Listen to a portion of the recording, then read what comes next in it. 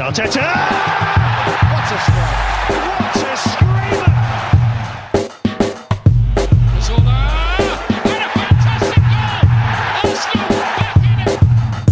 And here's Limpar, lines it up, finds the net. Arsenal in front. We've got our Arsenal Baku. We've got our Arsenal Baku. We've got our Arsenal Baku. We've got our Arsenal Baku. This is the Arsenal Vision Post-Match Podcast. My name is Elliot Smith. You can block me on Twitter, Yankee Gunner, and I am an idiot. But we have got our Arsenal Baku because we are going to Baku. We are Baku a final. We could be Baku the Champions League. You never know. All this and more in this edition of the Arsenal Vision Post-Match Podcast. Paul is here. You can find him on Twitter at Paz in my pants. Hello, Paz. We have created a monster on this podcast. Yeah, and the monster is your internet connection. And Clive, you can find him on Twitter at ClivePAFC. Hello, Clive. Hello. Hello, indeed. Yeah, we've got lots of good stuff. I did a little instant reaction pod on Patreon. Tim, from a very, very crowded and loud train station, did a podcast for Patreon for talking about Edu as a potential technical director, and it's filled with really interesting insight about Brazilian football amid the din of a noisy Alicante train station. So it's all very atmospheric, and you will love that. And we love you if you've joined. But if you have not, we love you too. We are so thrilled to be able to discuss the football being good, and will in no way at all touch on the football that was bad, because as you know, some of the football was bad. But we are not talking about the football that was bad. We are only talking about the football that was good. And I feel for Spurs because, you know, they finally get to a cup final, and in the year they get to a cup final, Arsenal go to a cup final. And we actually have the potential to be champions of Europa, and they have never been champions of Europa. So I feel bad for them, but, you know, they're forever in our shadow, and that's just how that works. Clive, really good starting 11. Really the best starting 11 he can put out there at this point. There probably isn't another one. We can debate whether there's a back four lineup that's better than the back three lineup, but with Mustafi out of the lineup, you automatically say, I like it. I like where this is going. But really the key is that the two good players left at Arsenal, Lacazette and Aubameyang, were on the pitch. Didn't start great, though. Did not start great, so let's start there because we are very comfortable talking about the bad part of football, and we have to wean ourselves towards talking about the good part of football. We were very, very, very open very, very early. I thought we were in deep shit. The first goal, Nacho looked slow, Czech looked slow, we were wide open. They were really killing us in the spaces between our wing backs and our wide center backs. That's been an issue for us a lot when we played the back three, and it was a huge issue at the start of this game, much like it was at the start of the home leg. How worried were you those first 15 minutes or so, and what do you think was specifically wrong with how we were playing? I think we lacked a bit of pressure on the ball high up in the first part of the game. I think we were focused on the front three and trying to get them playing. But when you play a back three, one of the things that people forget, especially when you play two strikers, is you've got to get pressure on the ball. You've got to press the ball. You've got to press them. So they don't have chance to switch play diagonals into those spaces that we got switched on. It's very important, and people forget it. And I think it's why Emery liked Ramsey in that 10 role, because I think he adds to the pressing and the disruption, and he makes people think about their passing. Whereas I think Ozil thinks about getting on the ball. And so the pressing side doesn't come naturally to him. It's not a criticism of him. It's just who he is. We all know that. He's 30 years of age now. He's not going to change, right? So we need to impose ourselves on them. We had a bit of a lead, so maybe we felt, let's just wait till the ball to drop, and then we'll go on the counter and make them step back that way. But Valencia were quite aggressive. They switched play into Maitland-Niles' side in particular. And we were all watching it, weren't we, on the screen, thinking there's a big gap over there. What's going to happen, you know? So I think our two strikers were much narrower at the start, and Ozil was quite narrow. So you can throw a handkerchief over the three of them.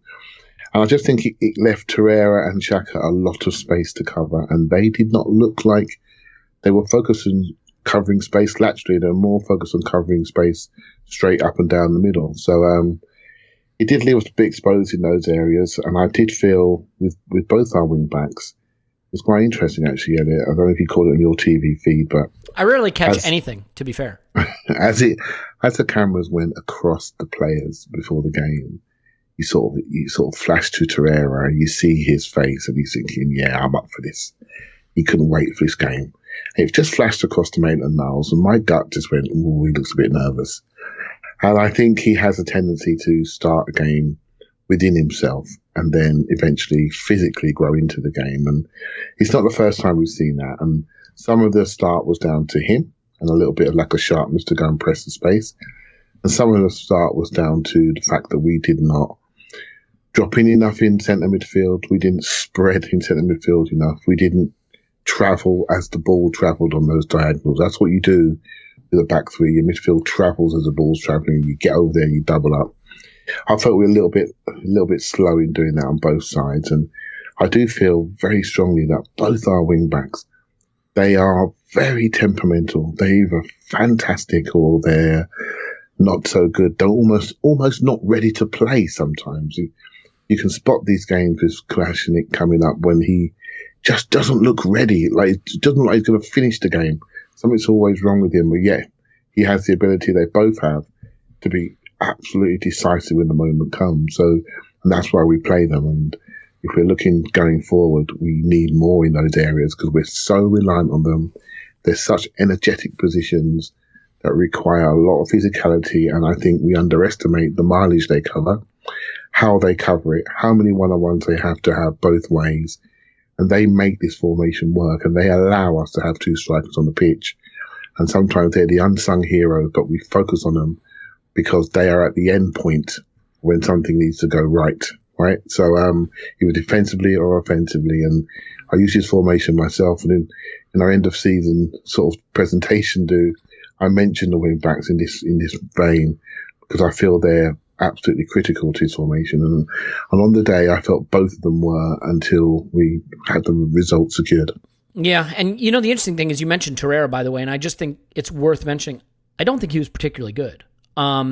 He completed 15 passes in this game and had one successful tackle. I think he's going through a bit of a rough patch right now. I think when he gets forward, he's bypassed too easily. He's being deployed a little more up a little further up the pitch, and he doesn't look comfortable. It reminds me a little bit of something that Coughlin went through, where Arsene Wenger pushed Coughlin a little further up the pitch, and he didn't have the recovery pace or the athleticism to get back to break up attacks where he wanted to be. Am I allowed to disagree with that, or should Please, I yeah, no, don't disagree because honestly, I think Torreira is in a period right now where he's drifting a little. I'm not saying he's bad. I just don't. Yeah. I don't think. Defensively, he is not having the defensive impact. He looks a little leggy trying to chase back to goal, but he's not a super progressive passer. For me, he's just sort of struggling right now to really influence games. Tell me why I'm wrong. I love to hear that part. You're not wrong. I look at it slightly differently. I think you deal in absolutes, right? So you'll always look at something and you'll see a player and then you'll say, okay, let me go and look at those numbers. Okay, those numbers are not as good as previous numbers. But I look at things slightly differently. So every game has its story. So in this game, I look at that midfield 2/3 as key. So you got Xhaka, who looks not the most mobile Xhaka we've ever seen at the moment. You have Ozil that plays in his own way. He's, regardless of the traffic jams all around him, he's looking for his moment to influence the game. And that sometimes takes him time. Then you have the one constant, the one guy that can actually move, sprint, quite energetic, quite metronomic. Now he's thinking, okay, I've got a big space to cover here. I can't overly commit into collisions.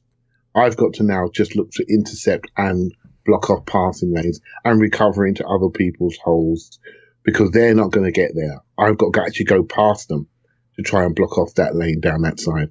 So he was doing, in my view, your number. I won't ever question your numbers, Elliot, but they're the only thing I say that can be confirmed as accurate. But if you look at the balance in that midfield, I actually tweeted out, we almost play, we play risky football. We have 3 people in midfield, semi-final of a European Cup, away from home, and I'm looking at our midfield 3.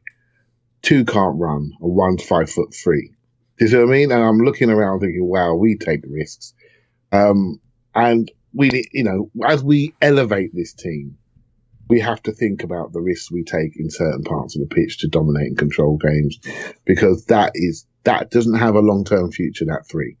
It really doesn't. No, of course not. But the one player that does have a long-term future, that will only get better when he's surrounded by better players, Was also involved in the killer goal with Lacazette, where he pinched the ball, fizzed it into Lacazette's feet, and showed a side of his game that Tim alluded to in the last podcast around his passing side. There's one player that does have a future in our midfield, and that's Torreira. I totally agree. I want to be clear about something. I think the sky's the limit for this guy, and he's been good a lot of the season. He's young. He's 22. It's a long season, and I think the issue is I don't like... You're right. He's limping. He's limping towards his finishing line. Yeah, you're absolutely right. And by the way, look, it's a matter of opinion. I think Torreira could be the deepest in our midfield, but that's Xhaka's role. And when they play as a two with the back three, especially when we press, they both pinch up. The thing about Torreira is he's a really good stand-up tackler. He's good going to ground also, and he's clever and he reads the game, but he's not a speedster. He's not Bellerin, who's going to chase back and make the tackle when it looked lost. So I just think he's sort of learning to cope with his positioning on the pitch, because ideally we want him there to be metronomic, like you said, but also to be the guy who can shield a leaky back line and defend it, and he's not in position to do that right now. Well, let's move on from that. That's we can get into that more down the road, but I love the player, and I love the upside of the player especially. So Paul, this is an interesting game, right? Because we had very little control of it throughout. I thought Ozil was totally anonymous for that first period where they scored, and then they could have scored again. They had a shot go off their own guy, kind of clear ball that looked like maybe it was going in. And then Aubameyang takes things into his own hands. This is the best game Aubameyang has had as an Arsenal player, probably. He had a pretty good one against Spurs at home as well, we should remember. But this was an all-around game, and it's kind of been coming. He's been waking up. And it's not just the goals. It's the pressing, the recovery of the ball, the holding the ball. He was better in wide spaces, beating players off the dribble. He could have had a couple of assists in this game. He was the one who created the turnover to get Lacazette his goal. And the first goal is an absolute thing of beauty, technically flawless, gets his head over his foot and shapes it right into off the outside of his foot. It's just a clever, brilliant finish from the edge of the box. I guess instead of asking a question, let me just have you give your lend your poetry and weigh with words to the performance of Pierre-Emerick Aubameyang. They were feckin' great. Yeah. So because I think Aubameyang, this is probably his best game for us. Maybe it was a little bit because he got to, Valencia allowed us to play at some point in the game. There was the space for us to go at them. But regardless, it was probably his best game. A couple of his best goals. But it was also the best Aubameyang Lacazette game. I mean, I haven't always been convinced that they knew how to play together, but they're changing my mind lately for obvious reasons, that they're really finding a groove. I mean, it's great that they like each other and they like the idea of playing together. I didn't always feel that they actually enjoyed the dynamic of playing together. And now they just have it. They have a groove.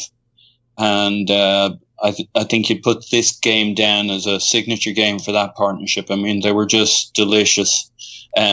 What you sensed with Aubameyang was that he was really up for this encounter, a semi-final in the European Cup.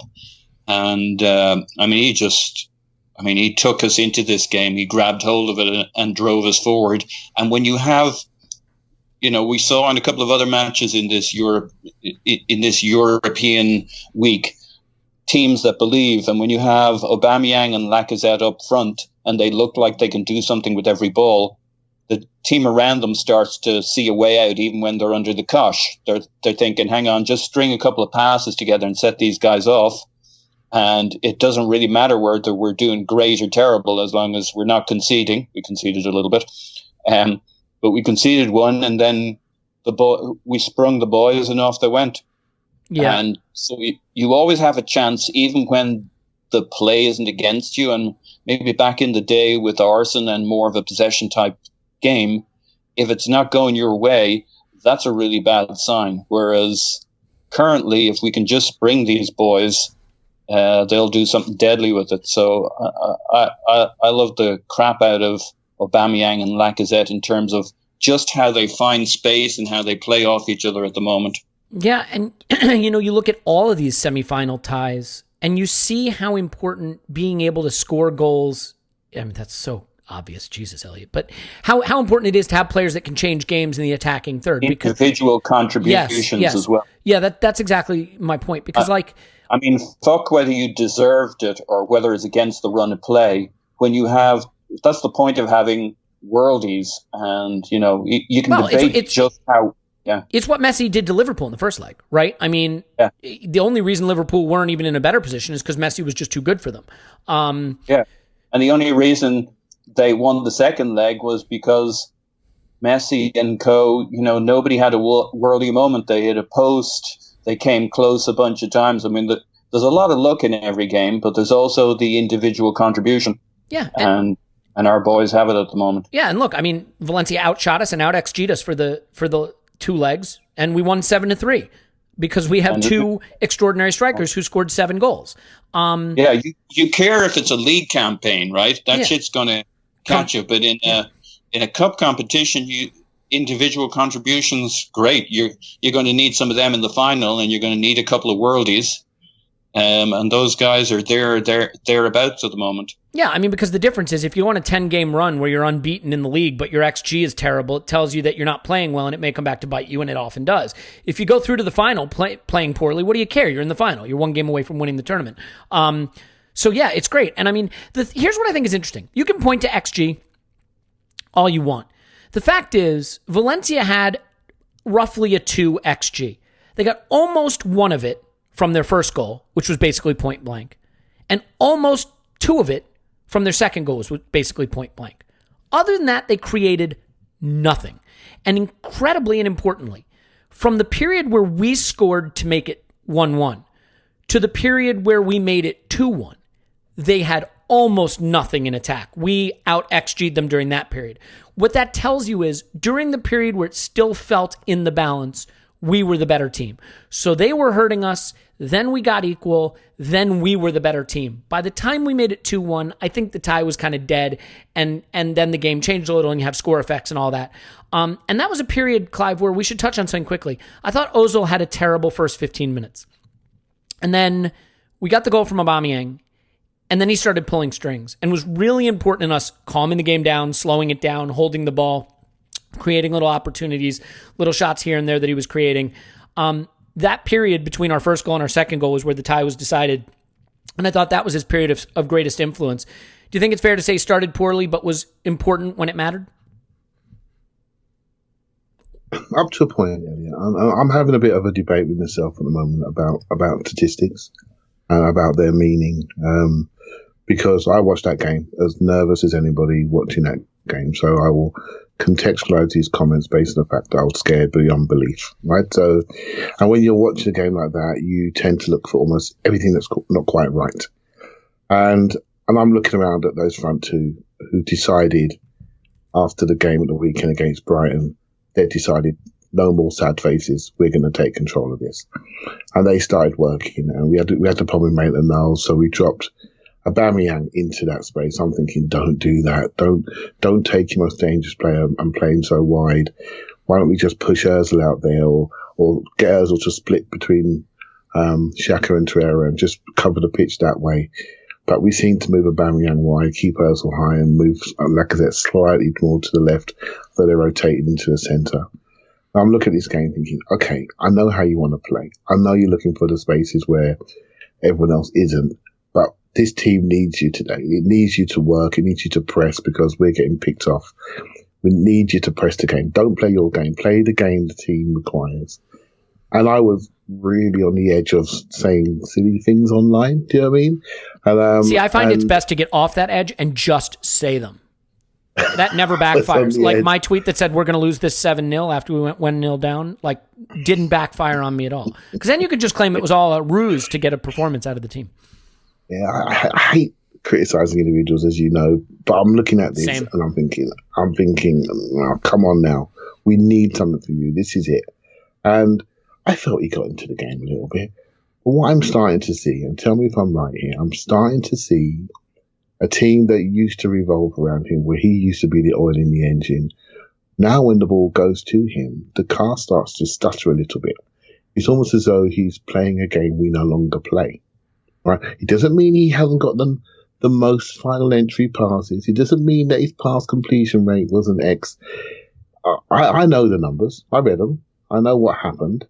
I know his kilometers covered, all the rest of it.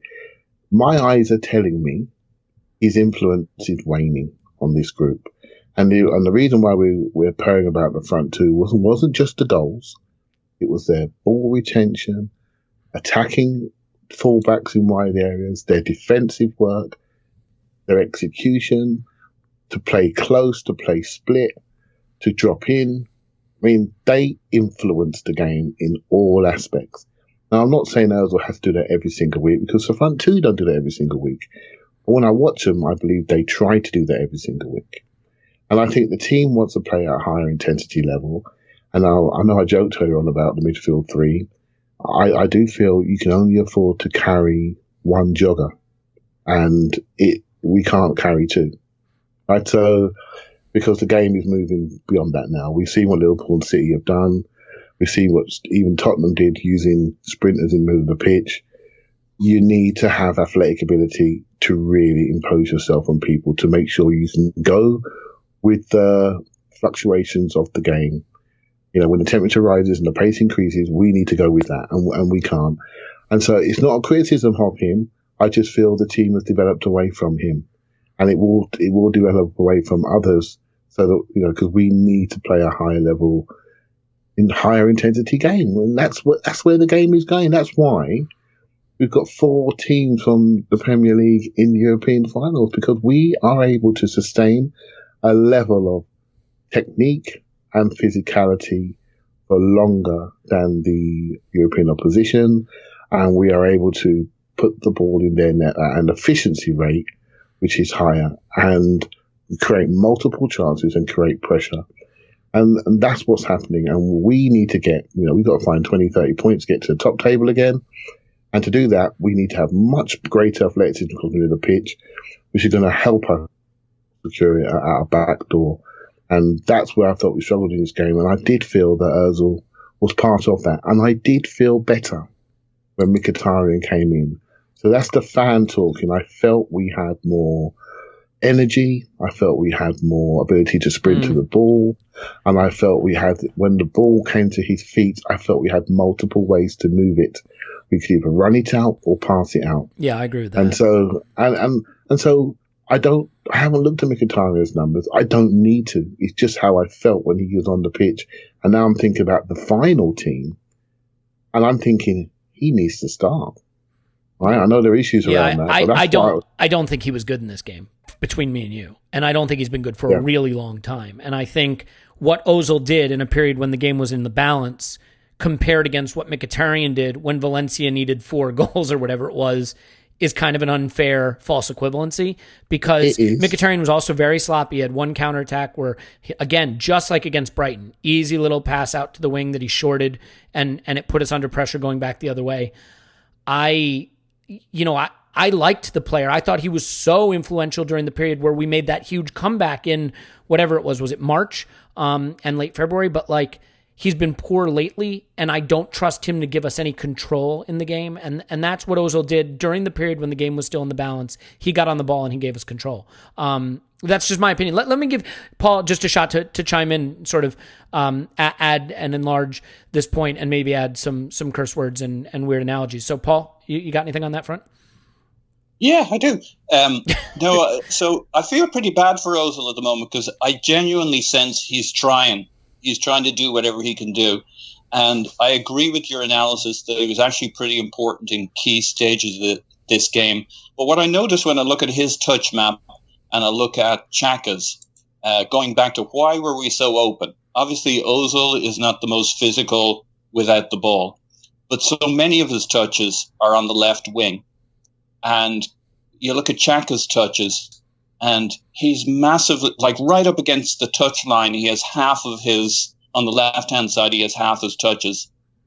That leaves a hell of a lot of pitch for Torreira to cover.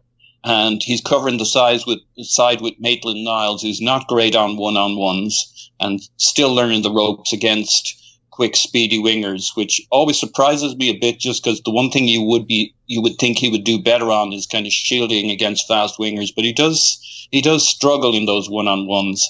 So it begins to explain how they're kind of pulling us around the place, especially, as you say, with Xhaka playing so many. I mean, it's very clear in this match, it's that Coquelin dynamic of shoving our most DM-like player up the field to do whatever he can do and kind of create actions and stuff, and it doesn't seem to be suiting him.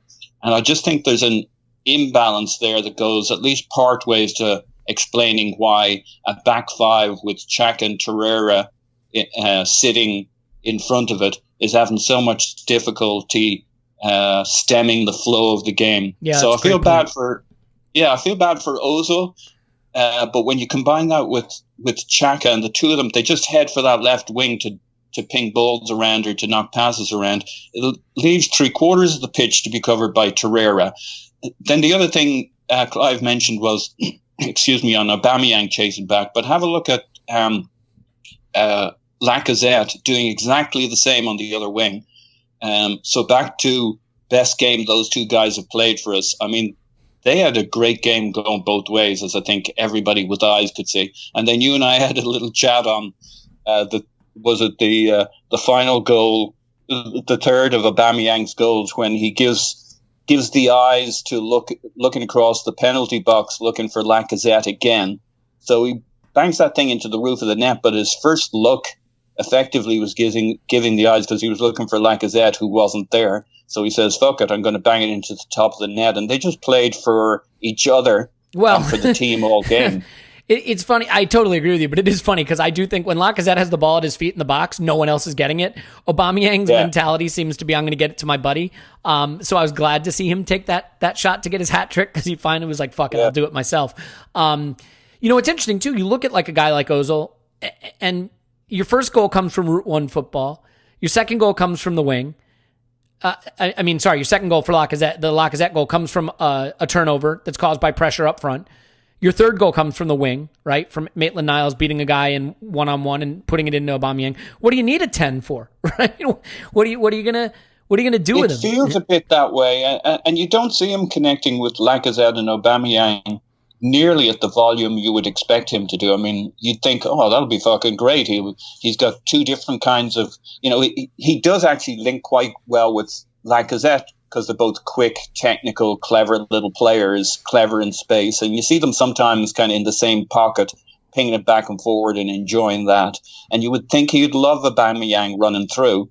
But it's kind of Mickey who has that number dialed in.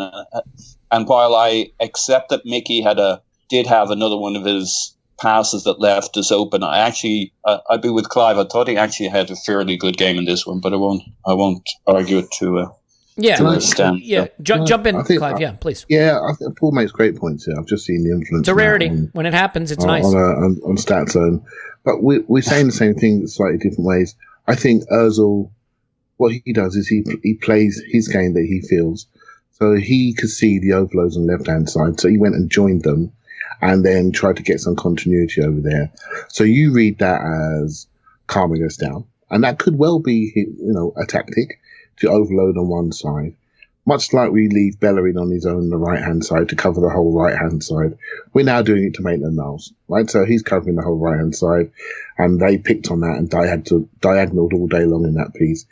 I'm of the opinion, and this may be the scared fan, that, he needs to play the game that we require, not his game that he feels he wants to do to add some continuity where we already have numbers.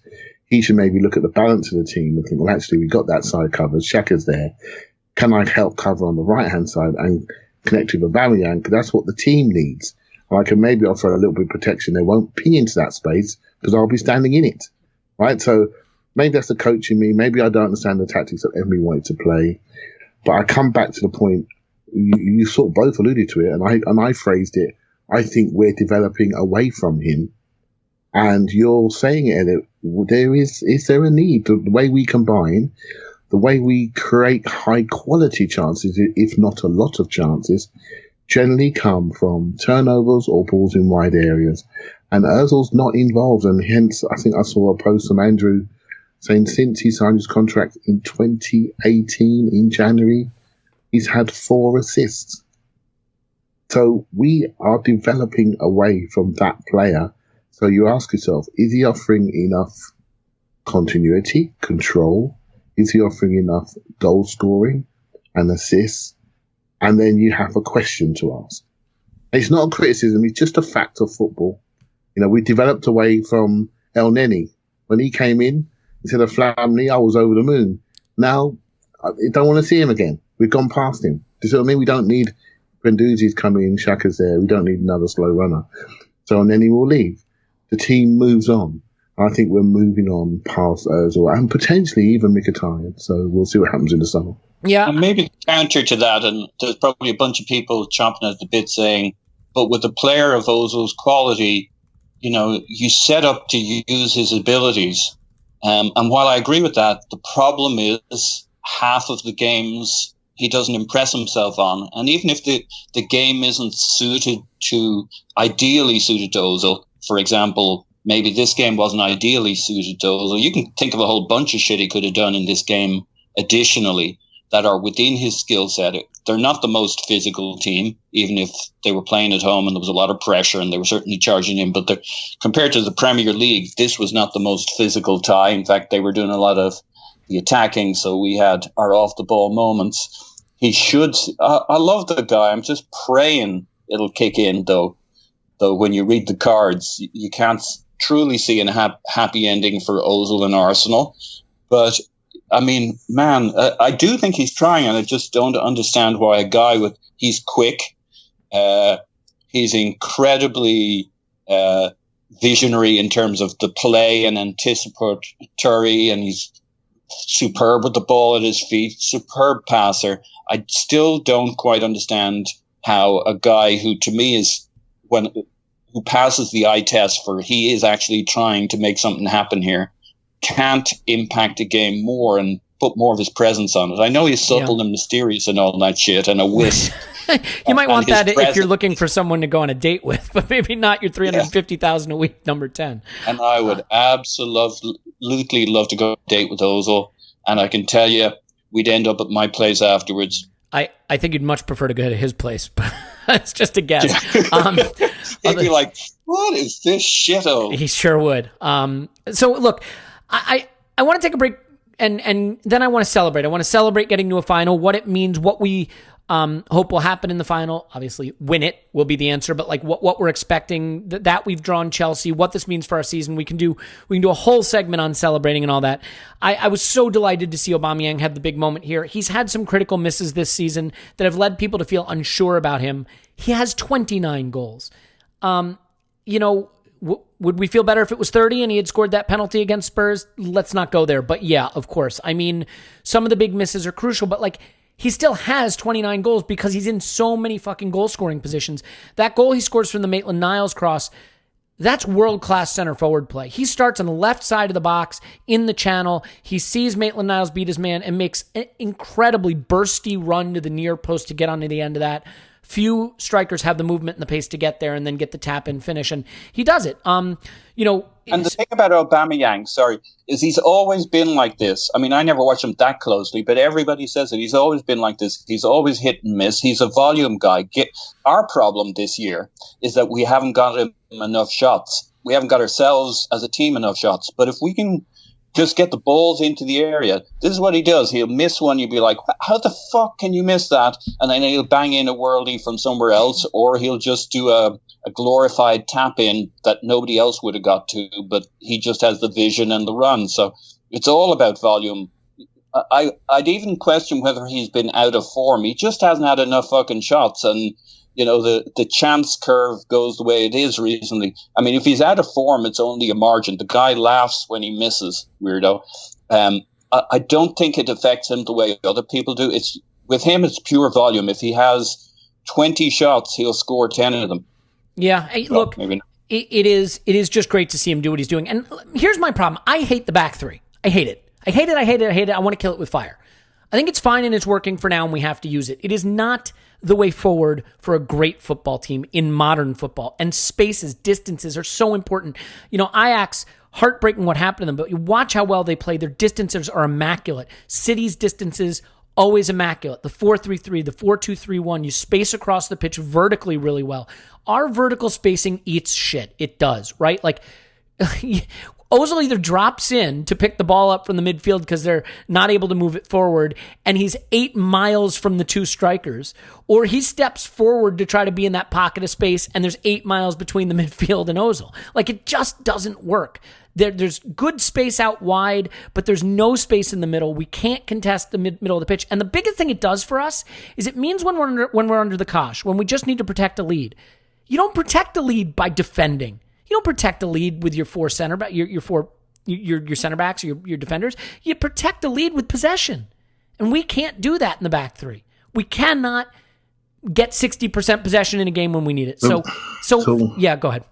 You want me to go? I think sure, fire away, and then we'll take a break because I want to celebrate. This should be celebration. Yeah, time. I agree. Yeah, I think I do think with the back three players that we have, we do engage quite well. So sometimes we over-engage, and I think that causes a problem. I think the wing-backs engaged too early. I think Monreal engaged, and I think Koscielny engaged on their first goal. I think he came out of Rodrigo, didn't go through him, went halfway, then couldn't get him back in enough to really block the cross. So what we tend to do is we have people that press in. They press in, win it, and then we transition and play. So there's a formation where you stand, and then there's how you play it. I think we use Monreal very cute in this formation because he literally plays like a fullback slightly in. Yeah, I agree with that. But then, you have a ton of space on your left flank just begging to be exploited with a long ball, and we got a slow as shit center back. So if you go in, you've got to take the whole kitchen sink, right? You've got to leave everything on him.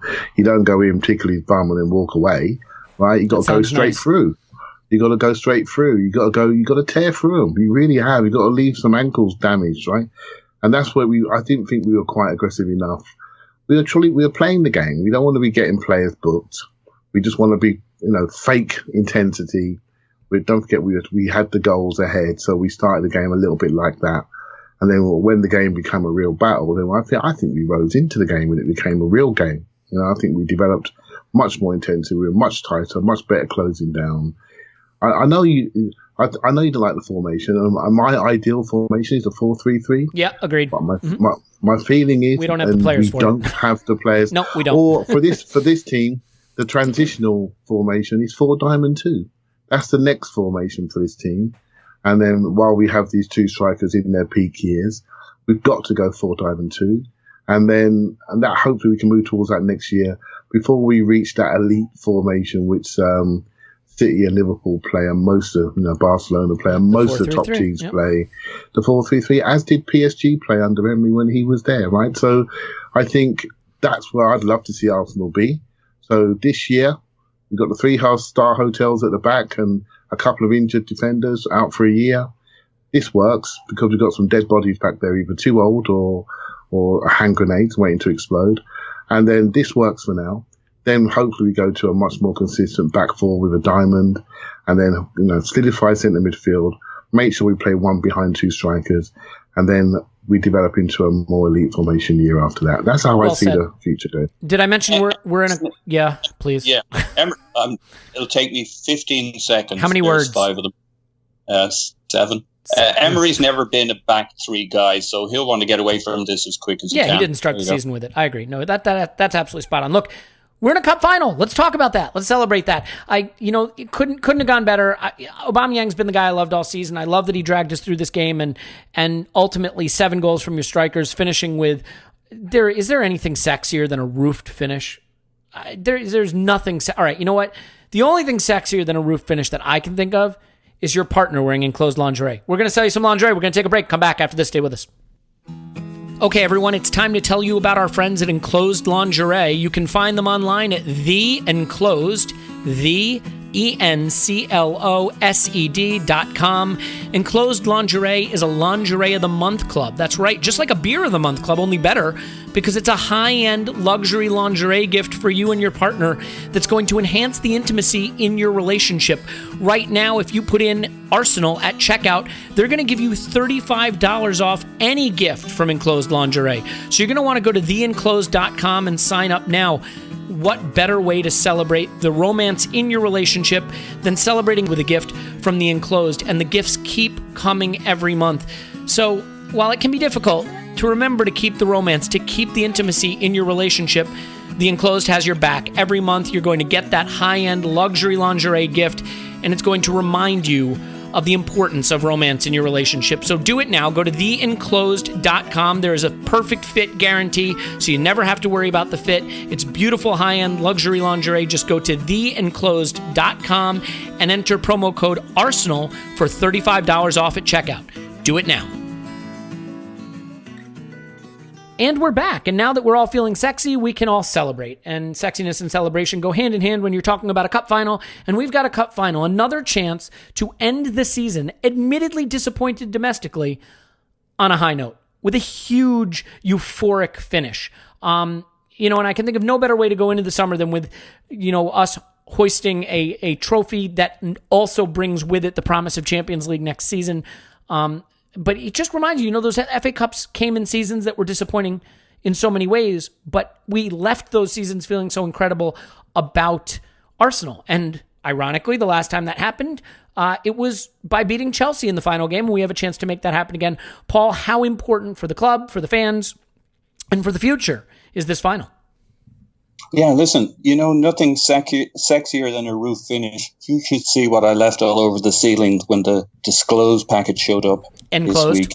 At least get the sponsor's name right. Thank you. Keep going. Enclosed. Yeah. And the rivals, they're going head-to-head with Disclosed. This Europa League final is huge.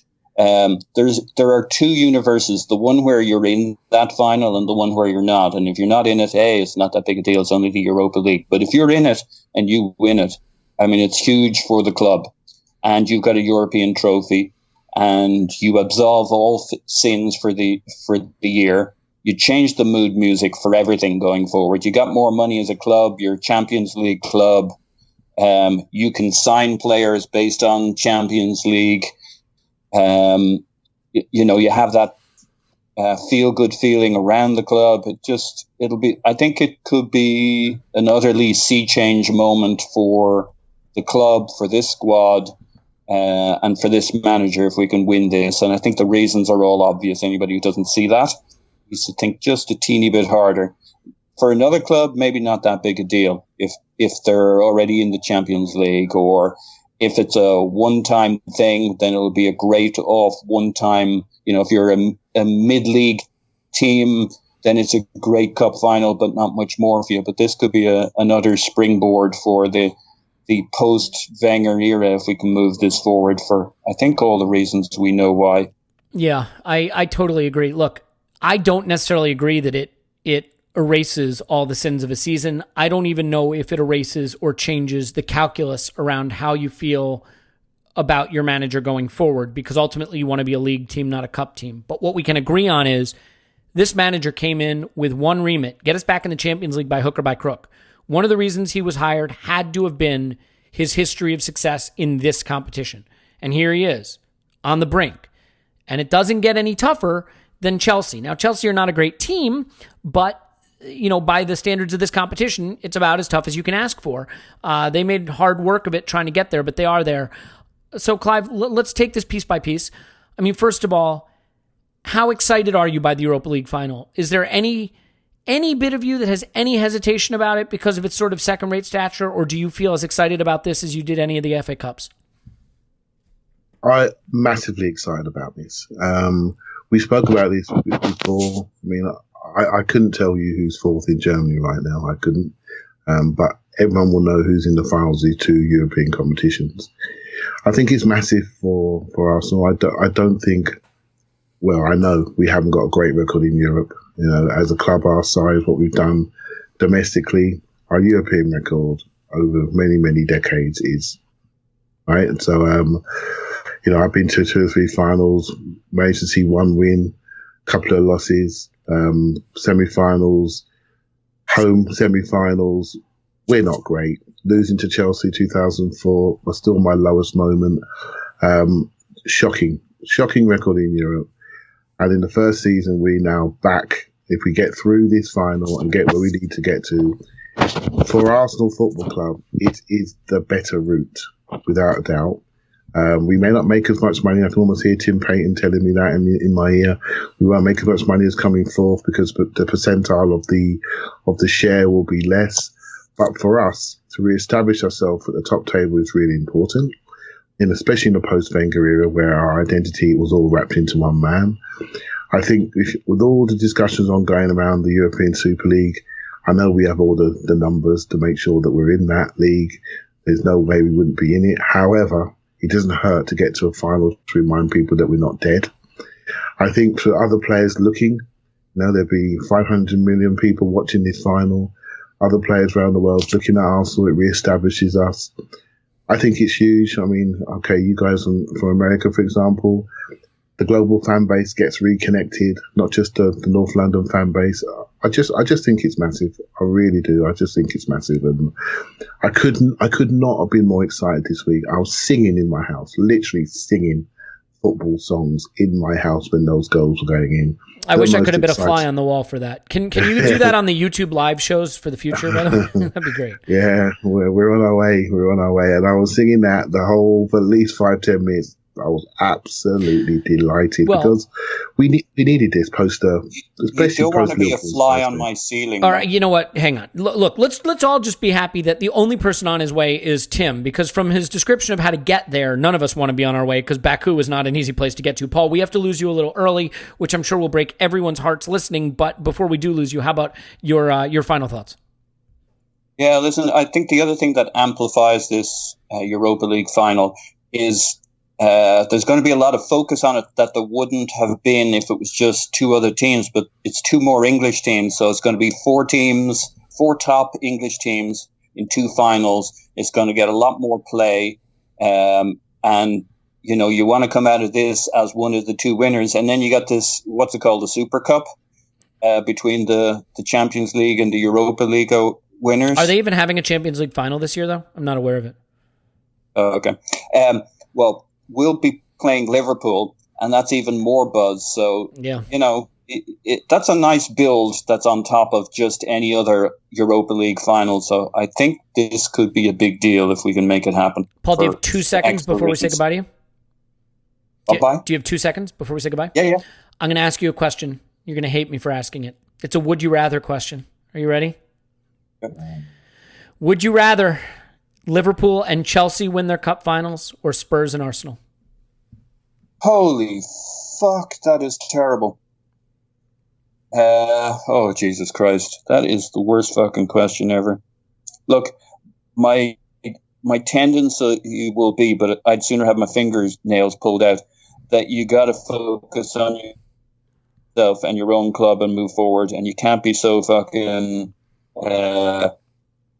fixated by looking across the fence that you diminish yourself and your club and your progress by worrying about what somebody else does. We got to worry about where we're at in 2, 3, 5, and 10 years' time, and we got to move forward. And Europa League moves us forward. Unfortunately, it also moves them forward in your scenario. It's excruciating. There's no good answer, but I'm going with we win the Europa League. I buy your rationale, and I like that you were able to answer it without saying the other thing happening, but with us understanding what you meant. Pause on Twitter at Pause in My Pants. Thanks, Pause. Woohoo! Okay, Clive, it's you and me, and I'm not going to let you get another word in until you answer that very difficult question. Which one do you choose? Yeah, I go with Paul on that one. Hey, look, we'll have to wear it for the rest of our natural lives, but if we want to get back to where we should be, this is an important step, and I think we have to get it. And also, I think it's very important for the manager as well. We seem to have changed the game on him. I think at the start of the season, it was like, okay, 1-2 years back into the Champions League. Now it seems to be, you got this year, mate. You got to be there this year. So suddenly he really needs this now. And I thought it was a 2-year game, but it seems to be a 1-year game now. So Nah, it doesn't matter. I'm sacking him regardless. But he needs it to build up trust with people who are wavering on him. They're looking at our shots for numbers, they're looking at our shots against numbers and said he hasn't changed anything. We haven't improved. And I'm looking at it thinking, I have a slightly different view. I think it's a much more holistic question. And but it doesn't matter what we both think. In the end, people need to see a body of work that they can recognise before they trust. Yeah. And I think it's very important that he wins so he gains trust with more fans. I think he gained some more trust last night in that game. I really do. I think the way he set us up, the way we played, the way the players responded to him showed me a lot, and I think what he's had to deal with, I am supportive while recognising that no one is perfect, but the club, my goodness, is not in a perfect shape. It's a mess. It's such a mess, but let's not get into it right now. We've got a lot of post-season podcasts where we can complain about Raul and all the other things going on behind the scenes or not going on behind the scenes. You should listen to Tim's discussion about Edu, by the way. It's fantastic. I'm going to say this. I'm inclined to choose the Arsenal win their cup and Spurs win their cup option because I believe that putting yourself in the feeling of losing this cup final to Chelsea, would you really want to feel that pain for anything? Would you really want to have to be in the Europa League again next season when we're so close, when we can move our club forward? Having said that, Spurs will never win the Champions League again in their history. Ever. They will not. They will never do it. This is it. This is the one chance in the history of their club to achieve this. And if they do it, there's going to be a star over that fucking chicken forever. I don't know that keeping that chicken from having starlight on its forehead isn't worth our misery in the short term. Could I die a happy man knowing Spurs never won the Champions League?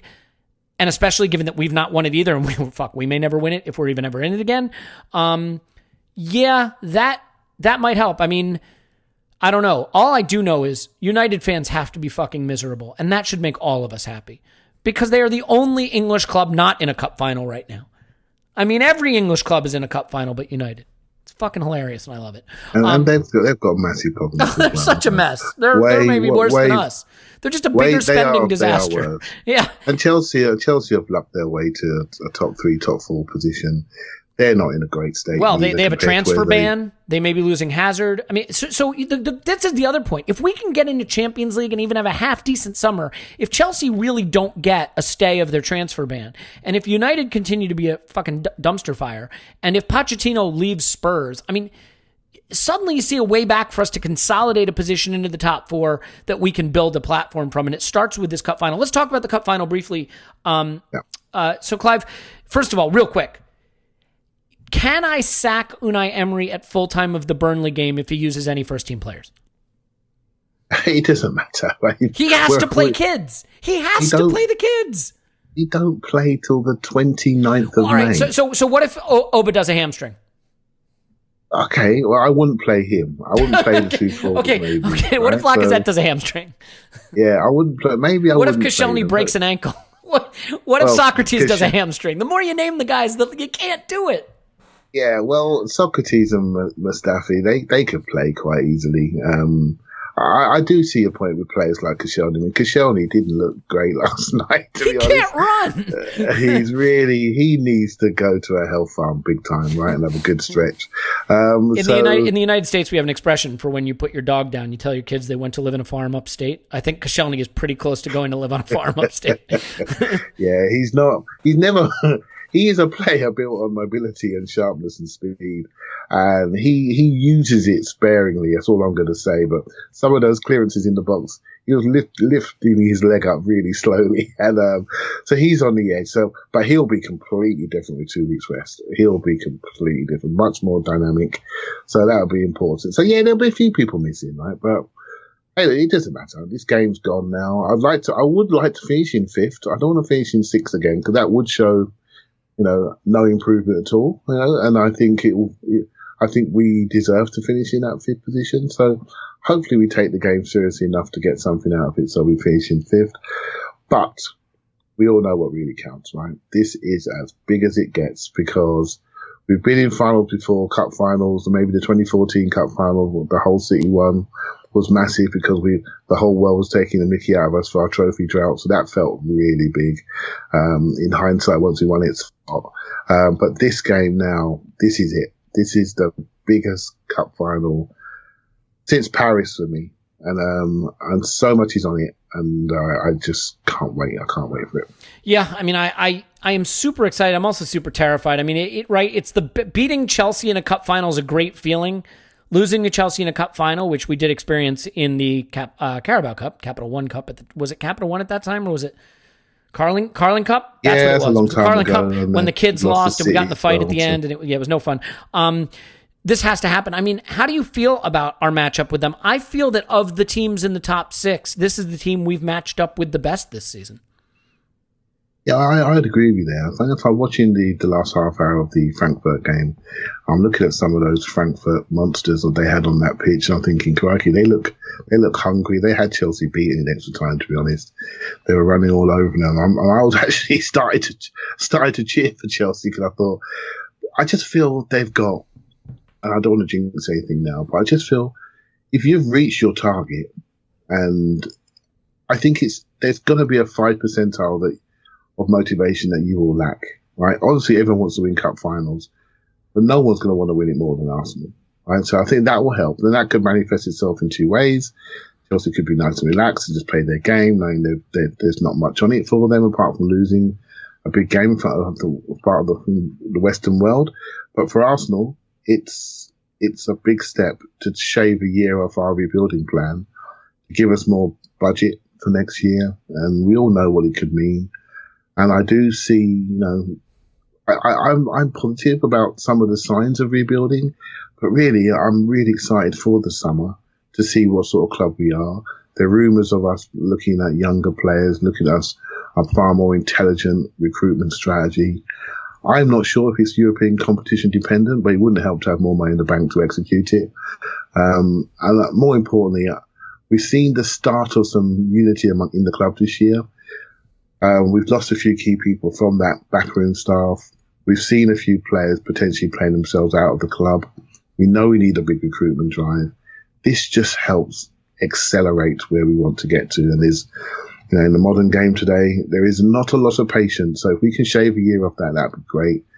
I tell you what, Elliot, more I think about it, this is probably to win the European Cup final.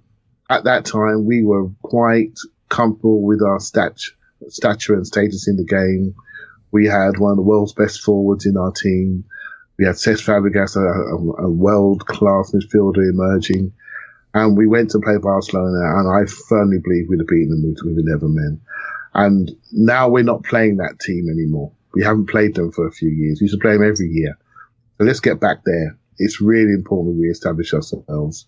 And I think this is as big as that for the reinstatement of the club at the top table, without a doubt.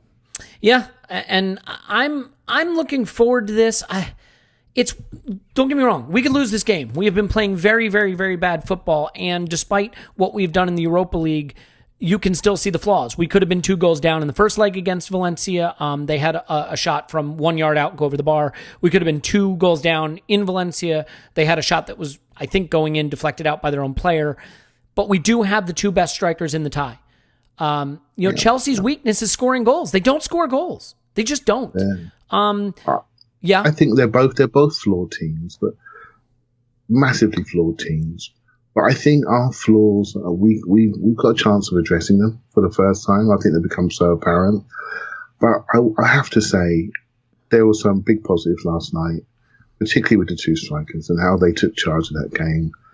They literally lifted this club to a new level. They literally did that.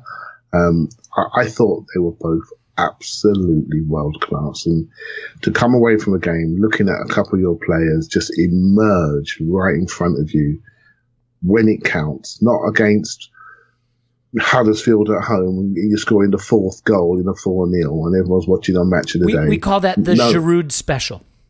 Yeah, when it counts. 1-0 away, they're 1 goal away from, the stands just falling on your head. And then they just say, nah, you're not today, son, not today. And they just took over. And And it was just brilliant to see them do that. And I think it would give so much confidence to other players who maybe not really extended themselves as much as they should do. I thought there were two players that looked at reasons to do more for the club and themselves rather than find reasons to derail like we did versus Palace and Brighton. And I think one of the most important things that we have to reset in this club is our mentality in big moments. And we did that. We've done that continuously in the Europa League. And it's something I think Spurs have really focused on. They're focused on their points accumulation, but they've really focused on their mentality because they waited for that moment. They've continually failed in semi-finals and finally have got over the hump. That's where they're focused on. And they're obviously, they've managed to get their way to the final. And yes, it's been a little bit lucky, but they've got their way to the final. And I think what we showed last night was an improved mentality led by our two strikers. And I'm hoping that's the start of the change in culture for Arsenal. And that can only be achieved if you win that final. That's why it's a massive, massive game, in my opinion. Yeah, well, we'll see what happens. I'll tell you this much. I mean, first of all, I think it'll be interesting to see what Chelsea do at left back if they play Marcus Alonso or Emerson. They played Emerson against Frankfurt in both legs. Marcus Alonso can't defend. And if he plays, Maitland-Niles becomes one of the most important players in the tie. He really does. He does. That right-hand channel for us is going to be really important. If you're watching that video of last night, guess what you're going to do? You're going to stick Hazard in there. You're going to overload on that side, and you're going to try to attack on that side. And it'll be interesting to see what Emery does to kill that, because I think we've got them up top. I think we can maybe protect our box, but that channel is going to be a challenge for us, definitely. Yep. Yeah. Well, we'll see. I mean, ultimately, we have the best strikers, and the best strikers often win games and win ties and win cups. And my hope is that is what will happen. It's going to be interesting because the two ends of the pitch couldn't be more different. You have a clear advantage at striker with Lacazette and Aubameyang, but at the other end of the pitch, you've got the goalkeeper question. I want to end on this just really quickly. Petr Cech posted a tweet that some people interpreted Louis Ambrose on Twitter.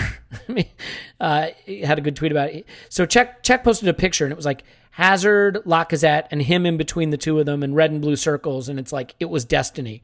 And Louis was like, "It's not a testimonial, mate. We have to win the game." Like, I did see that. I didn't love that. I got to level with you. Like, yeah, this is not your testimonial. Your like career swan song as you play for your two different teams. Like, do you have any issue or concern at all? I didn't think Cech was awesome in this game. We kicked long a lot. He's kicked long a lot in both legs, and the balls come right back at us. I think he completed like 3 long balls the entire series, something like that, the entire tie. So what's your thought on the goalkeeping situation for the final? I think we've got a major issue, right? I don't think it's an issue for the club because I think they've already made the decision, but from a footballing standpoint, I can't impress upon you enough how important the goalkeeper is in modern game. It's just, and everything we do, a lot of what we do, we go back to Leno quite a lot. He's become an outfield player for us, and we use him that way. And he's got layers of passing which Cech hasn't got. They were chasing him down in the game. They've obviously targeted him. He was having to do the hurry up and clear it. I'm sure Chelsea are going to target him. He's not as nimble as he once was on his feet. He's looking a little bit aged. He's flying across that goal, looking a little bit heavier than he used to look. And it's a problem. But from a moral point of view, we have to do the right thing. However, nobody out there listening to the podcast thinks we are better by having Cech rather than Leno in our goal. And with everything that's at stake, there is a legitimate question to be asked. I think this is Arsenal Football Club, the way we treat people. There's no way that Cech won't play.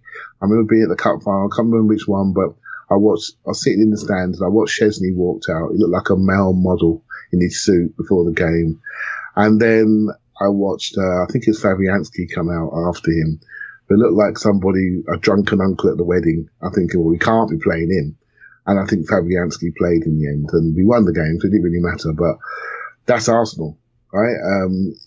We don't care. We'll do the right thing by our people. We do the right thing by our players.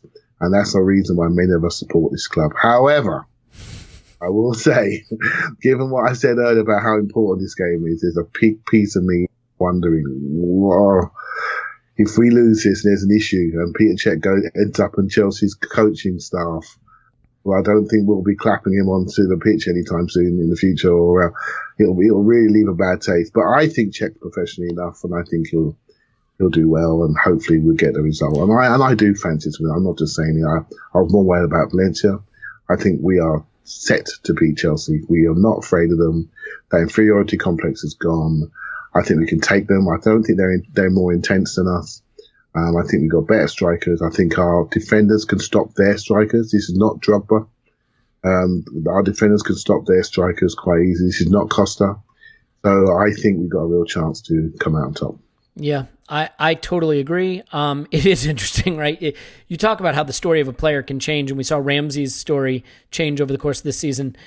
Petr Cech's last game for Arsenal, beating his old team, the team he's going back to, winning a European Cup and sending us to the Champions League. He leaves an unlikely Arsenal hero. He makes a mistake and loses that cup and goes back to coach Chelsea. He leaves an absolute villain of the piece. Like, it would be so hard on him, but like his whole legacy, at least for our club, and maybe even to some extent for Chelsea, on the line in one game. I wouldn't like to be him for that one. You mentioned Ramsey, actually, and there are games that suit certain players, right? And this is a game that suits him. He dominates them. Long. Yeah, they can't handle him. Well, there's no chance he'll be ready, right? Like none. It's not even been discussed. No, I don't think so. I mean, they talk about 2 months, right? So, but we told you, which is the problem. I mean, he pulls these hamstrings not at the start of games when he's not quite warmed up. So he's got a problem there. He's got a significant issue there. No, we know that. But why doesn't he take PEDs serious. Like everybody else? Like, can't we just load him full of PEDs and get him on the pitch? That's not your 3-weeker grade 1. That's a proper hamstring. Put a needle in the muscle, get it done. Let's go. Come on. Anyway, all right. Look, we should leave it there. I'm so excited for this. The Burnley game. Hopefully, a chance to see kids. It will be a bittersweet end to the season. But imagine if we didn't have a cup final to look forward to. It raises the whole spirit. It's just like those FA Cups. You have the chance to have the final day of the season be a huge celebration, and we just have to hope that Liverpool can win the Champions League, and then everything will be right in the world. And I can't wait. I'm excited. I'm so excited. Good for Arsenal. Good for Aubameyang, player I love, and he's divided opinion a little because of some of the misses. I think the perception of him changed a lot last night too, and hopefully he can really cement that legacy in the final coming up in a couple of weeks. So Clive's on Twitter at ClivePAFC. Thank you, Clive. Thank you very much. If you want more great content, there is content. I can't vouch for whether it's great or not on Patreon. My instant reaction to this game is up there. Tim's reaction to Edu as a technical director is up there. And then over on YouTube, the pre-match show we did, the video show, you may think, well, what do I want to watch a pre-match show for? You probably don't. I mean, why would you want to watch anything we do? But it does have some really interesting season analysis, like of the whole season that Scott did. And I thought he did a really nice job breaking it down statistically. Explaining our Premier League season with charts. There are charts. And they're GIFs too, so you don't want to miss that. And anyway, in any event, we will be back. We'll be back with a post-Burnley podcast for reasons I can't fully explain. Then, season review podcasts will be coming up. Lots of that. We'll be looking ahead to the transfer window. So just because Arsenal's season is coming to a close doesn't mean the podcast season is coming to a close. That's year-round. We love you. We appreciate you. And we will talk to you after the ever-important Arsenal 10, Burnley 0.